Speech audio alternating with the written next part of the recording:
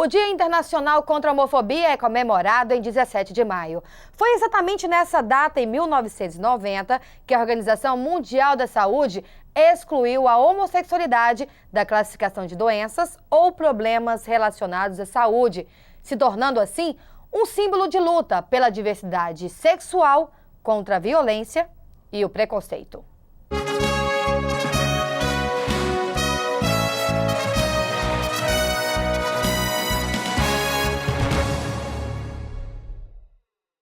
E para debater sobre este assunto, Dia Internacional contra a Homofobia, o programa Opinião recebe hoje o Superintendente de Políticas Públicas LGBT da Prefeitura de Goiânia e membro da Comissão de Diversidade Sexual da OAB Goiás, Victor Hipólito, a deputada estadual Isaura Lemos, do PCdoB, que é membro da Comissão de Direitos Humanos da Assembleia Legislativa, e a advogada Cíntia Barcelos, membro da Comissão Especial da Diversidade Sexual e Gênero do Conselho Federal da OAB. Antes de tudo, muito obrigada pela participação dos senhores aqui hoje para debater um tema tão importante como este. E eu quero iniciar com a doutora Cíntia Barcelos, que é membro da Comissão Especial da Diversidade Sexual e Gênero do Conselho Federal da OAB.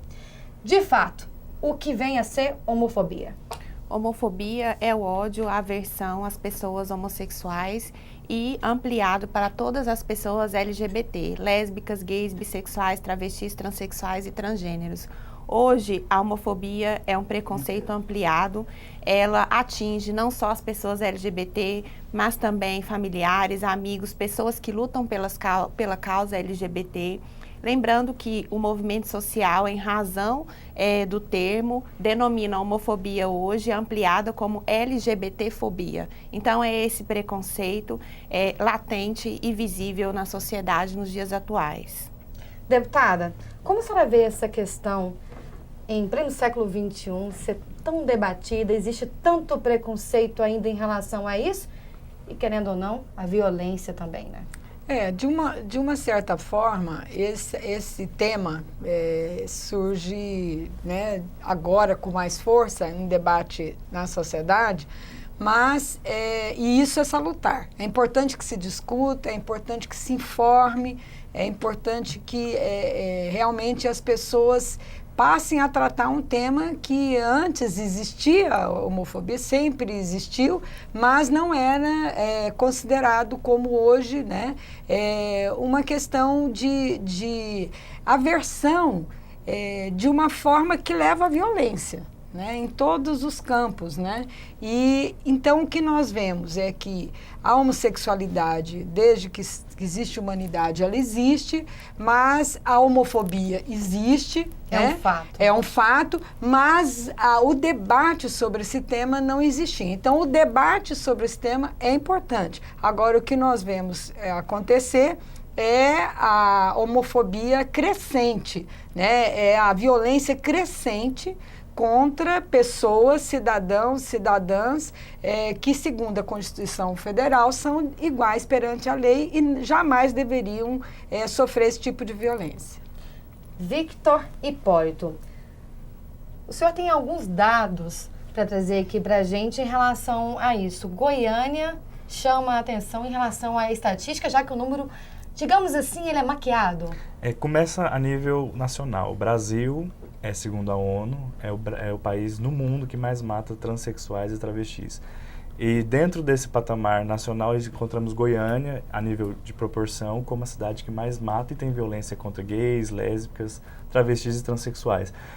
A homofobia não encontra não apenas na violência física, a homofobia encontra na marginalização dessas pessoas, né, quando você não dá direito a estudo formal, a emprego formal, ou a qualquer oportunidade que qualquer pessoa deveria ter na sociedade. A homofobia ela é em vários âmbitos, em vários níveis, não é só violência física, não. Agora, por que os números aqui em Goiânia existe uma certa dificuldade para se delimitar? Porque existe um discurso de que a homofobia ou não existe ou é mínima. Então, para manter esse discurso, existe como uma forma de maquiar esses dados. Por exemplo, uma lésbica, quando ela é agredida, ela entra na estatística como violência contra a mulher. Não é só violência contra a mulher, é violência contra uma pessoa homossexual. né? Quando um homem trans é agredido, entra como violência contra a mulher e não como um transexual sendo agredido. É uma forma de manter esse discurso de que a homofobia ou ela não existe ou ela é bem mínima na sociedade. Doutora Cíntia, o crime da homofobia, ela fere a Declaração Universal dos Direitos Humanos? Com certeza, fere a Declaração Internacional dos Direitos Humanos, fere a Constituição Federal Brasileira, e nós não temos ainda no Brasil uma lei que criminalize a homofobia. Nós temos esse déficit com a população. O Congresso Nacional é um Congresso resistente, fundamentalista, que arraigado ainda questões que não deveriam existir na sociedade, dado aos números que a homofobia traz, principalmente no Brasil. O que o poder público pode atuar nesse quesito aqui? Olha, eu penso que esse debate é muito importante, porque, de fato, as políticas públicas ainda são muito poucas políticas públicas para esse tipo de problema. Quando o problema é cultural, né, como disse o Vitor, existe a subnotificação, porque muitos homossexuais, lésbicas, travestis que são vítimas da violência também sequer fazem as denúncias, né? São crimes que muitas vezes não deixam vestígio material, mas acaba existindo o vestígio psicológico, né? A violência psicológica, a violência de se sentir discriminado, sentir que não tem espaço dentro dessa sociedade para viver, trabalhar, né, como qualquer outro e ser respeitado. Então, o desrespeito, né, é muito grande, mas a violência também é grande. Nós temos números aqui de 343 pessoas vítimas fatais só em 2016. Isso em relação ao Brasil ou em relação ao Brasil, vítimas fatais só em 2016. E a subnotificação, quer dizer, muitos que foram vítimas, que recorreram aos órgãos de saúde, Serviço Público de Saúde, não entraram como vítimas da homofobia, né? E uma questão também importante é que, geralmente, os homofóbicos, né, eles, foi feita uma pesquisa pela Universidade de Geórgia, são homossexuais enrustidos, que não aceitam a condição da homossexualidade e partem para a agressão, né, das pessoas que têm essa condição. Então, o que nós vemos é que nós precisamos realmente debater bastante e ter políticas públicas como a que foi aprovada agora recentemente na Câmara Municipal, né, através da superintendência que o Vitor está à frente e da vereadora Tatiana Lemos, criando o Conselho LGBT, né, o Conselho Municipal, que vai justamente pegar todas as políticas públicas que garante direitos à comunidade LGBT e fazer essa discussão com a sociedade, ir ao prefeito e ver o que o prefeito pode melhorar, o que ele pode implementar de políticas públicas, não só no sentido de coibir a violência, mas de proporcionar um ambiente não discriminatório. Deve ser muito difícil você viver numa condição que vive a comunidade LGBT, que é discriminado em todas as áreas. E esse conselho, né, já tem data, já? Esse conselho teve a primeira votação semana passada, né? Voltou para a Comissão de Direitos Humanos da Câmara, aí vai ter emendas, complementos ao projeto e voltará para a segunda votação dentro de 20 dias. E a superintendência atuou diretamente durante todo esse processo? Sim, articulando votos a favor. De que forma? A primeira forma foi tendo apoio do próprio prefeito, da primeira-dama, dos vários secretários, porque é urgente que isso seja aprovado. Porque, assim, a homofobia e o preconceito têm um ponto em comum, que é a ignorância, né? A falta de informação. Então, o Conselho é para isso, é para dar políticas públicas de inclusão social. É para dar voz. Para dar voz, para dar visibilidade e representatividade para a comunidade Lembrando LGBT. que a nível estadual e municipal podem ser criadas leis antidiscriminatórias para combater exatamente o que da fala da deputada Isaura, as relações no trabalho e no comércio, amparando as pessoas que sofrem preconceito em comércio público, em empresas públicas ou privadas, e também do ponto de vista do funcionário, do trabalhador, para que se coíba essas questões. Não existe uma criminalização da homofobia, uma lei federal, mas é possível, sim, a nível municipal, estadual, existir leis antidiscriminatórias, a exemplo de São Paulo, Rio, Fortaleza, são algumas cidades no Brasil que já têm essas leis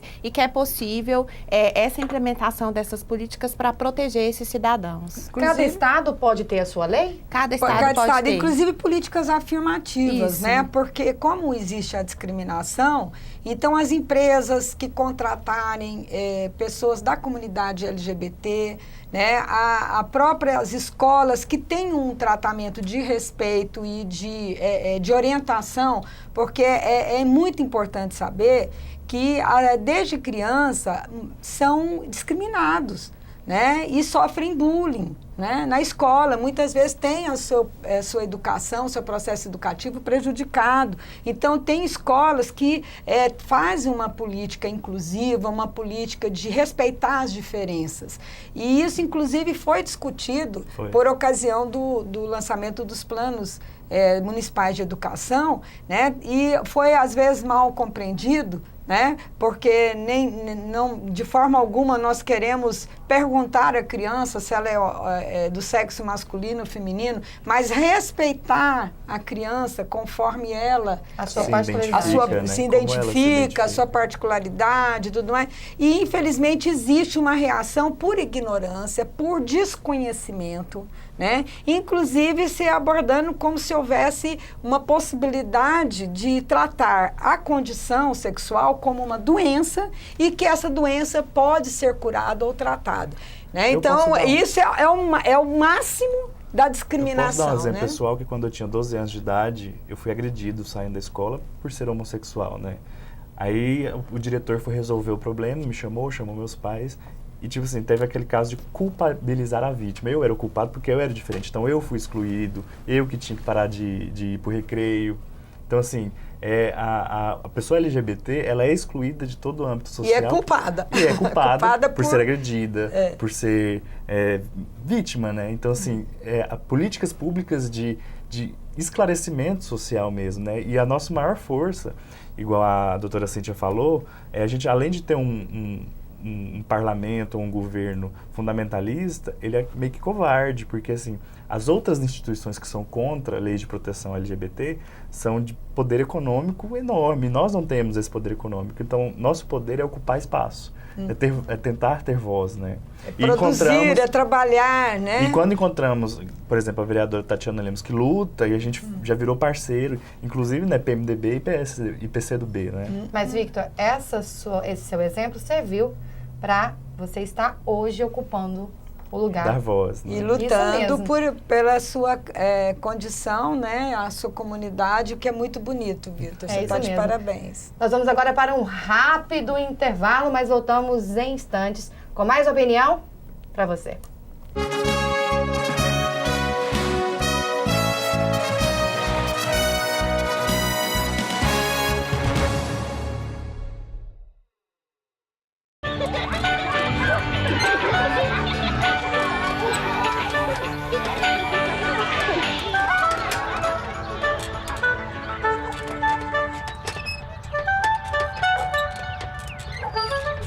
A exploração sexual infantil rouba da criança o tempo para brincar, estudar, aprender e viver. Superior Tribunal de Justiça, o Tribunal da Cidadania. Você sabe o que faz o Tribunal de Contas da União? Ele é um órgão de fiscalização a serviço da sociedade para avaliar se o dinheiro público federal está sendo bem utilizado. Só em 2009, o trabalho do tribunal economizou mais de 22 bilhões de reais para os cofres públicos. Mas o TCU quer melhorar a sua atuação e garantir mais benefícios para o cidadão. Por isso, está revendo o seu planejamento estratégico e quer ouvir a sua opinião. Participe! Acesse www.tcu.gov.br. Todo cuidado é pouco na hora de enviar fotos, vídeos ou bater papo pela internet.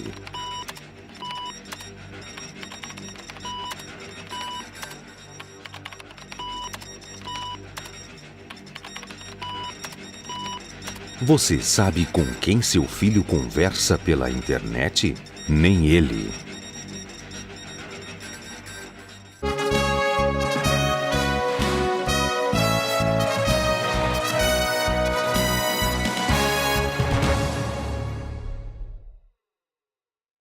O programa Opinião está de volta e o assunto de hoje é o Dia Internacional contra a Homofobia, comemorado dia 17 de maio.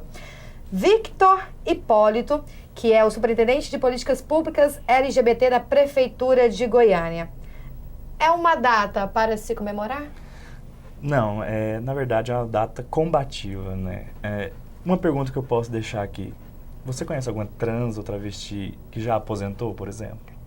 Porque a expectativa de vida dessa população é de 35 anos. É uma população morta por causa do seu gênero, da sua orientação sexual. Então, assim, é uma luta árdua, então não há o que comemorar. Nós somos impedidos de ocupar espaços públicos, espaços de emprego formal. Então, assim, a nossa luta é diária contra a homofobia, a LGBTfobia, né? Doutora Cíntia, quais são as novidades do Conselho Federal da OAB sobre os direitos LGBT? Bem, o Dia Internacional do Combate à Homofobia, o dia 17 de maio, é um dia significativo, como o Victor colocou, é um dia combativo, e a OAB, ela tem o papel primordial de lutar pelos direitos das pessoas e também pelos direitos humanos, que direitos LGBT são direitos humanos. O ano passado, o Conselho Federal da OAB reconheceu o nome social de pessoas travestis e transexuais na carteira de identidade do profissional do advogado. Então, hoje, pessoas transexuais podem solicitar, junto à sua seccional, a inclusão do seu nome social. Aqui em Goiás, ainda nós não tivemos nenhuma pessoa trans que solicitou a inclusão do nome social ainda na carteira da OAB. Essa norma passou a ser válida a partir desse ano.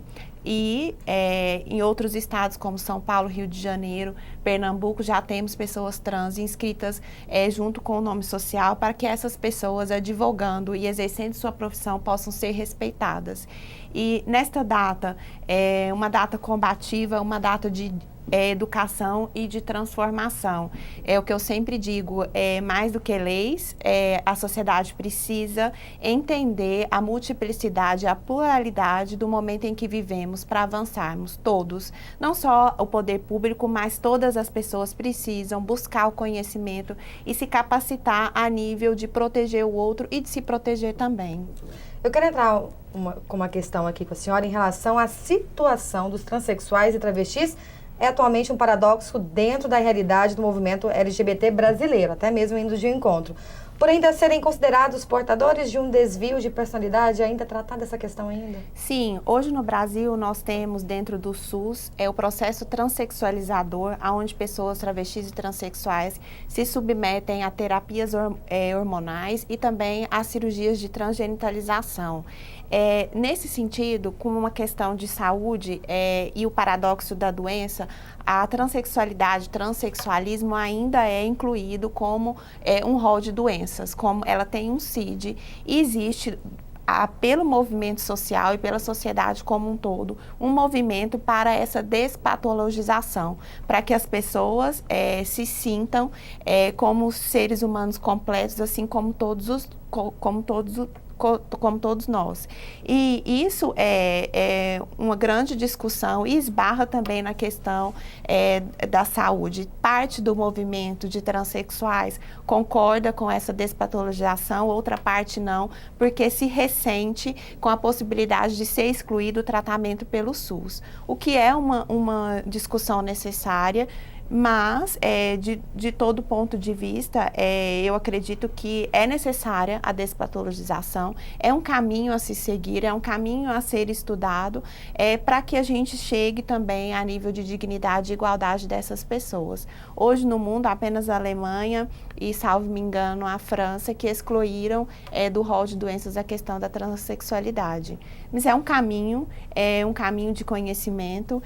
Temos também hoje no Supremo Tribunal Federal uma discussão de uma ação constitucional onde visa retirar a possibilidade de cirurgia para alterar o nome e sexo das pessoas trans no registro através da justiça. Então, a sociedade tem avançado, não é uma data a se comemorar, é uma data a se pontuar, a se combater, mas também temos avanços pontuais na sociedade, pontuais no judiciário, pontuais no poder público. Não existe zero políticas públicas, nós precisamos de mais. Mas a própria presença da deputada aqui já é de grande relevância, essa situação, a atenção do poder público a essa questão. Deputada, a senhora se compromete aqui hoje com a atuar certeza. diretamente nessa área, como representante da Comissão de Direitos Humanos aqui da casa? Claro, inclusive, nós vamos realizar uma audiência neste mês, né, de maio, justamente para levar mais informações, para fazer toda essa discussão que a sociedade precisa fazer. Né? Nós temos aí esse debate sobre a despatologização, mas esse debate ele tem que vir acompanhado também de políticas na área de saúde para essa comunidade LGBT, porque tem questões específicas da comunidade, a própria cirurgia, né, que é feita pelo SUS, mas com certeza com muita dificuldade o acesso dessa cirurgia, como tudo na área de saúde é muito difícil, mas também a questão psicológica, né? Devido a toda essa condição que as escolas já começam, né, ter dificuldade de tratar a questão, tanto, como disse o Vitor, tanto em relação aos alunos, mas também a pais que têm relações homoafetivas e que são discriminados na escola, né? E as crianças precisam de ter suporte psicológico, né? Eu penso que é uma ação e várias políticas públicas e uma ação multidisciplinar, né?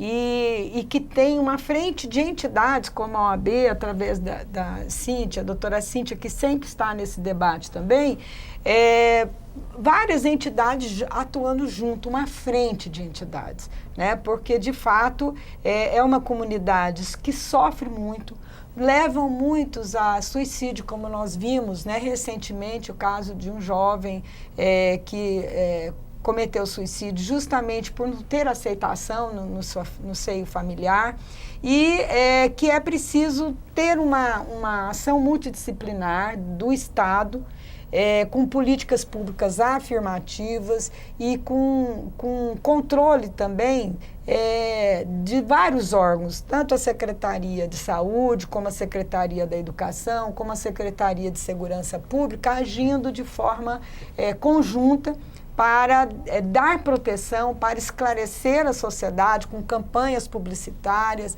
né? E que realmente os pais se tranquilizem, as pais que têm essa preocupação, mas o meu filho vai ser influenciado. Não, isso aí já foi muito esclarecedor, várias matérias que a gente vê que é uma questão da condição humana, né?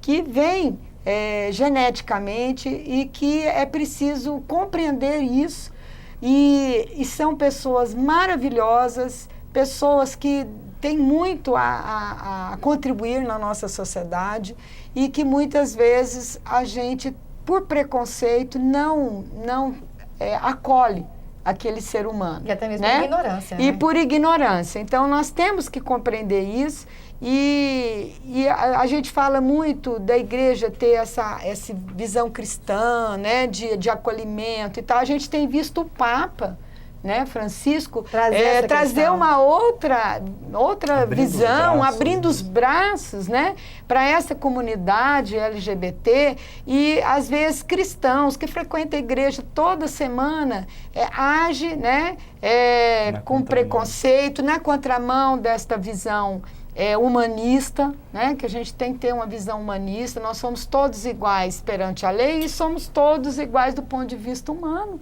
né? Temos defeitos e qualidades, temos condições diferentes, mas nós temos que ser respeitados nas nossas diferenças, né? E a violência nós não podemos aceitar. Eu acho que, como você disse, em pleno século XXI, ter esse número enorme de pessoas que são mortas devido à sua condição, né, humana, então nós não podemos aceitar, e o Estado de Goiás tem que sair dessa ranking, né, negativo de ser o Estado mais violento com a comunidade LGBT, o município também, e a OAB, as políticas públicas, a superintendência tem muito a contribuir com isso. Doutora Cíntia, quais são as consequências da homofobia? Essa resposta você confere no próximo bloco.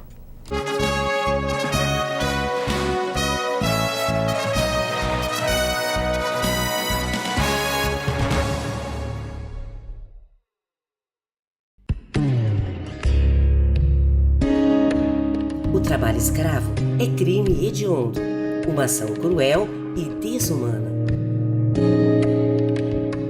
Negar ao empregado direitos trabalhistas viola o sistema de organização do trabalho, as instituições que o protegem e, principalmente, a dignidade da pessoa humana.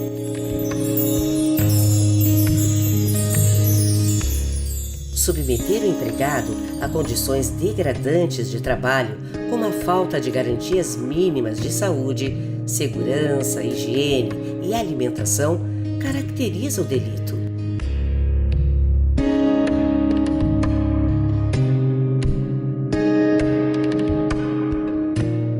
Trabalho escravo é crime hediondo, sim. Superior Tribunal de Justiça, o Tribunal da Cidadania. Você fica constrangido quando encontra uma pessoa com deficiência? Então, está na hora de mudar. Deficiência não é doença e essas dicas são para você. Ao conversar com o cadeirante, procure sentar-se. Assim, vocês mantêm a mesma linha do olhar. Para ajudá-lo a subir um degrau, segure a cadeira com firmeza e incline para trás, levantando as rodinhas da frente. Para descer, faça a manobra de marcha ré, sempre apoiando para evitar solavancos. Mas nunca movimente a cadeira sem antes pedir permissão ao cadeirante. E em nenhuma hipótese, nem por um segundo, estacione na vaga reservada a pessoas com deficiência ou ao lado de guias rebaixadas. Você gostaria que construíssem um muro na porta da sua garagem? Pois é, quando você estaciona em lugares reservados, está impedindo que o deficiente físico se locomova. Cidadania é saber conviver com as diferenças.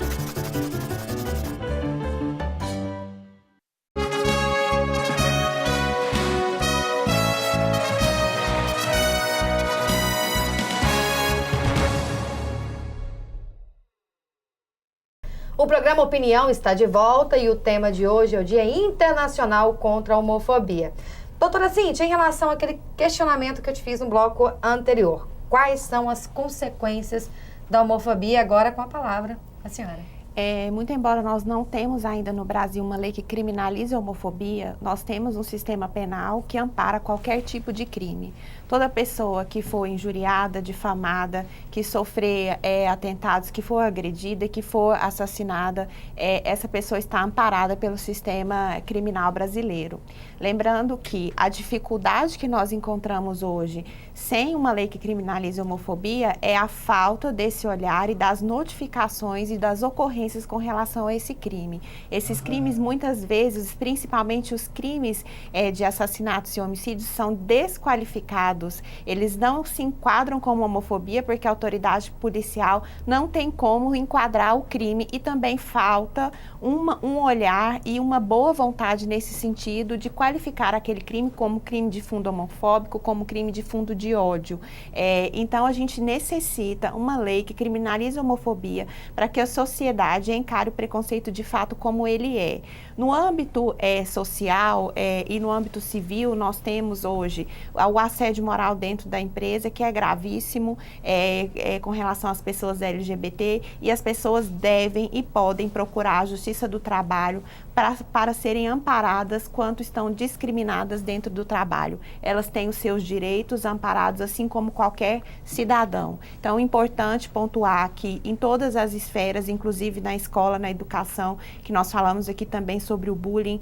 A escola, ela precisa ter um olhar voltado para essa questão, para a questão da inclusão, para a questão do conhecimento, porque o bullying é um fato real e ela também pode ser responsável caso isso ocorra e ela não tome as providências. Então, toda a sociedade, ela pode e deve ser responsabilizada quando há discriminação e preconceito. A sociedade precisa se conscientizar dos seus direitos e buscar quando eles são violados. A OAB, ela pode agir diretamente nessa questão, com políticas, de que forma que a OAB pode atuar? Ela vela pelos direitos humanos e em casos onde há violações, ela pode solicitar ao poder público, à sociedade que se posicione e tome as providências devidas com relação a casos pontuais ou a casos de repercussão, inclusive nacional. Cada comissão de cada estado é responsável por cuidar e velar desses direitos violados.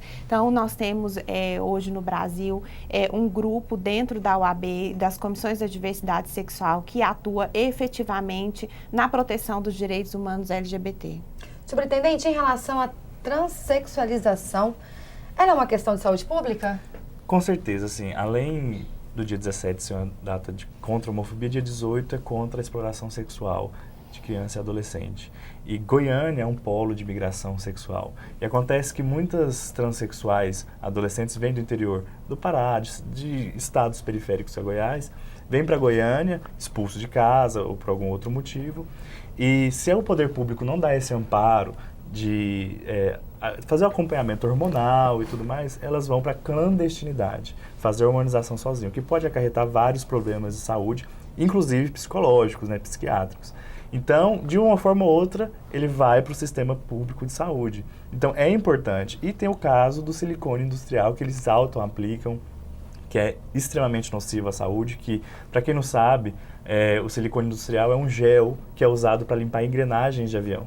Aí eles amarram uma cinta assim e aplicam onde deve aplicar. Tem que ficar 3 dias deitado para o silicone não descer. Mas sempre vai dar problema porque não é o ideal. Então é um problema de saúde, sim, que o poder público deve atuar fortemente contra isso e amparar essas pessoas.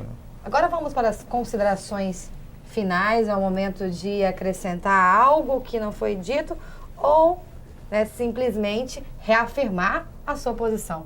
Deputada, eu inicio com a senhora, membro da Comissão de Direitos Humanos da Assembleia Legislativa, deputada Isaura Lemos, do PCdoB. Deputada. Então, essa luta contra a homofobia, ela é uma luta que hoje passa por 2 questões muito importantes. Primeiro, a informação à sociedade.